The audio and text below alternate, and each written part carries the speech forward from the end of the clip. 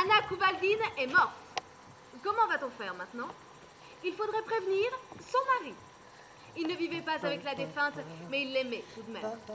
L'autre jour, il est venu la voir et il se traînait à genoux devant elle et ne cessait de lui dire « Anna, quand me pardonneras-tu enfin un écart d'une minute ?» Et tout dans le même genre. Il faut l'avertir. Je dois l'avertir. Mais Fatou de Go, je ne dois pas l'assommer. Il est fragile.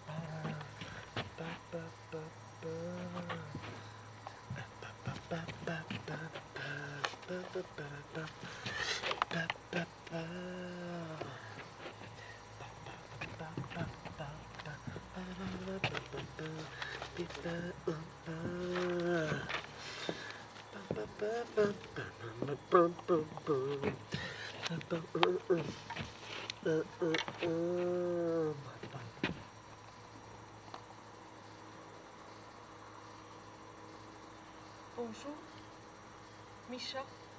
Bonjour, Olga. Ça va bien? Oui. Travaille. Je ne veux pas te déranger, je vais rester là un moment et après je m'en vais. Je passais, figure-toi, et je me suis dit, c'est ici que Misha travaille. Faisons-lui une petite visite. D'ailleurs, j'ai aussi, comme qui dirait, une petite affaire. Ne bougez pas, Olga. Attendez un moment. Dans un quart d'heure, j'aurai fini et nous pourrons bavarder. Oui, ça travaille.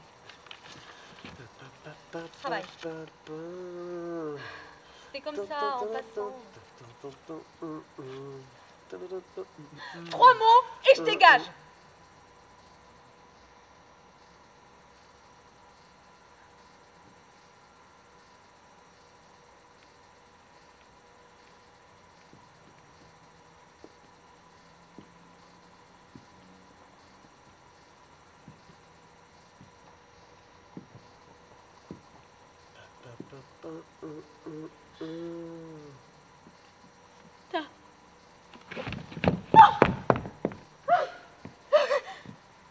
On étouffe chez toi.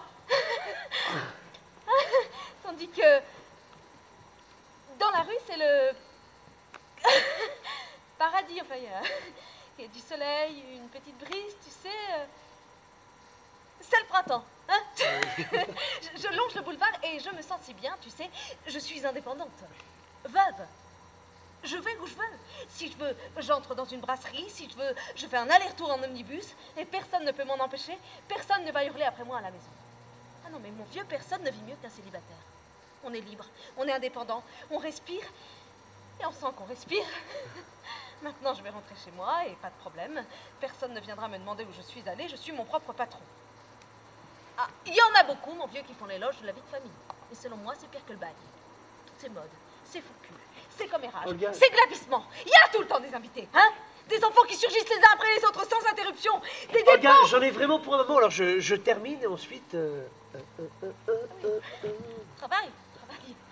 Encore heureux si on tombe sur une femme qui ne soit pas une diablesse. Parce que si c'est un Satan au jupe. Si c'en est une qui jacasse et qui criaille toute la journée, alors là, il y a de quoi se mettre à sangloter. Oui. Toi, par exemple, aussi longtemps que t'es resté célibataire, t'avais l'air d'un homme. Dès que t'as épousé ta bonne femme, t'es devenu maladif, mélancolique. Elle t'a déshonoré au vu et au su de toute la ville. Elle t'a chassé de chez toi. Non mais qu'est-ce qu'il est bon là-dedans. Y a pas à regretter une femme pareille. Mais notre séparation, ce n'est pas elle, c'est moi qui en suis coupable. Laisse donc, je t'en prie, je la connais. Mauvaise, têtue, perfide. Chacun de ses mots, un dard empoisonné. Chacun de ses regards, un couteau pointu. Et quant à la méchanceté, alors là, il est impossible de dire à quel point elle en était pleine, la défunte. Hein? Comment ça, la défunte? Est-ce que je dis la défunte? Mais non.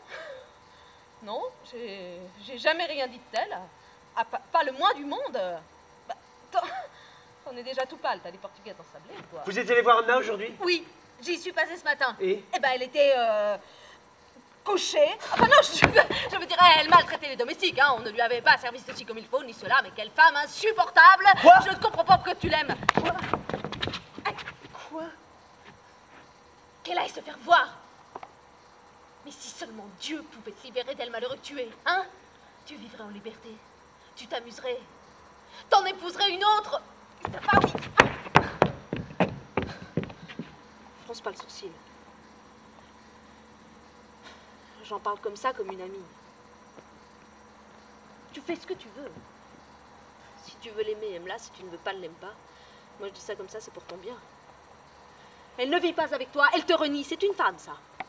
Elle est laide, malingre, acariâtre, il n'y a pas à la regretter, elle n'a qu'à... Olga, vous en parlez à la légère, on n'arrache pas l'amour comme un cheveu. Mais elle ne le mérite pas, ton amour. Elle n'a jamais été autre chose que méchante avec toi. Non mais pardonne-moi, mais je ne l'ai jamais aimée, je ne pouvais pas la souffrir.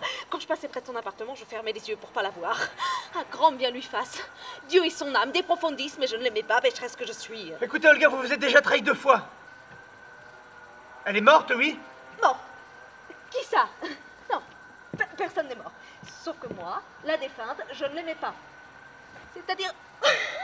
non, pas la défunte, mais elle... Anna. Elle est donc morte. Écoutez, Olga, ne me torturez pas, vous êtes bizarrement excitée, vous vous embrouillez, vous faites l'éloge de la vie de garçon. Elle est morte, c'est ça? Et la voilà déjà morte. Non, mais comme tu y vas, mon vieux, hein. Et même si elle l'était, nous mourrons tous. Donc elle ou si elle doit mourir, tu À quelle heure? À aucune heure. Arrête de pleurnicher, je ne t'ai pas dit qu'elle était morte. Qui t'a dit qu'elle était Olga, morte? je vous en supplie, ne m'épargnez pas.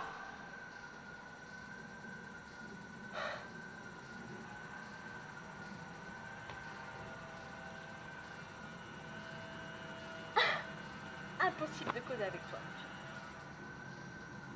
Comme si t'étais un petit garçon. Est-ce que je t'ai dit qu'elle avait trépassé? Non! Je ne te l'ai pas dit.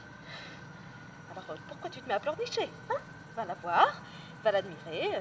Quand je suis entrée chez elle ce matin, elle se disputait avec sa tante. Le père Matvei chantait l'office des morts et elle criait par toute la maison. L'office des morts? Mais pourquoi le chantait-il? L'office des morts, mais comme ça, en guise d'action de grâce. Enfin, c'est-à-dire que c'était pas un office des morts, c'était quelque chose de... Ce n'était rien du tout!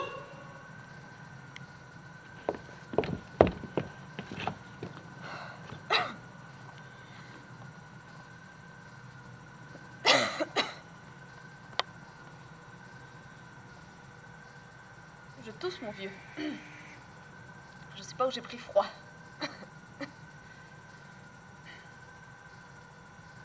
Vous vous moquez de moi. Je comprends maintenant, je comprends tout. Et je ne comprends pas à quoi sert toute cette diplomatie. Pourquoi ne pas dire les choses tout de suite? Elle est morte, non?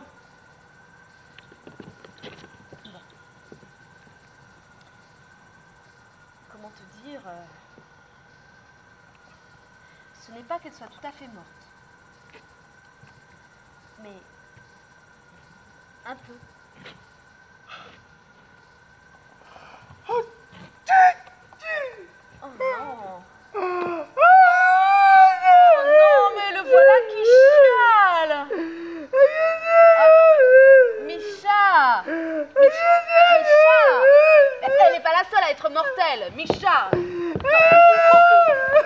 Micha, relève-toi! Micha! Au lieu de pleurer devant les gens, tu ferais mieux de prier pour elle avec un signe de croix! Micha! Relève-toi! Chut. Mais quel corps peut t'occuper de ce genre de monsieur, je vous jure? Il chiale! Pourquoi chiale-t-il, je vous le demande? Micha, je te dis qu'elle n'est pas morte encore! Voilà, veux-tu qu'on aille ensemble chez elle? On arrivera juste à temps pour l'office des morts! Non, qu'est-ce que je...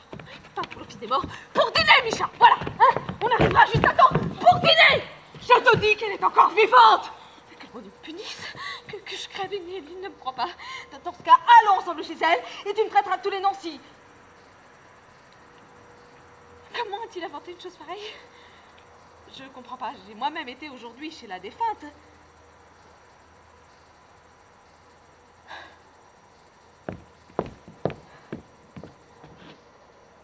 Allez le voir vous-même. Préparez-le vous-même pour cette nouvelle et moi dispensément. Je refuse. À peine si je lui dis 2 mots, à peine une allusion et voyez ce qui lui arrive. Il meurt. s'évanouit. À aucun prix je ne leur ferai ça une autre fois. Vous irez vous-même.